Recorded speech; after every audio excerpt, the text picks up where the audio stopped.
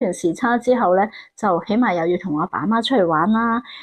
見下啲親戚朋友都我覺幾忙我覺㗎。得我阿爸阿媽好犀利啊！嗯佢哋係不斷地發掘新嘅景點，不斷地喂去咯，咁哦好，咁跟住就去嚇，咁跟住就仲有又不斷地，我哋有東南亞啦，係嘛？去下馬來西亞，去下老撾啊嗰啲咁地方，跟住日本就一定要去噶啦。所以其實每一年翻去嗰三幾個月，我哋都已經係好匆忙，反而就好充實。係、嗯，新年啊嘛，梗係要翻去一家團聚啊，係咪？又匆忙又充實，係啦，咁啊一定要去探下朋友㗎，嗰啲咁樣嘅嚇，咁所以我哋都係未停過，但係展望未來嘅話，我哋 foresee 到自己一日都仲係行得走得咧，可能一日都會係咁樣，即係四海為家。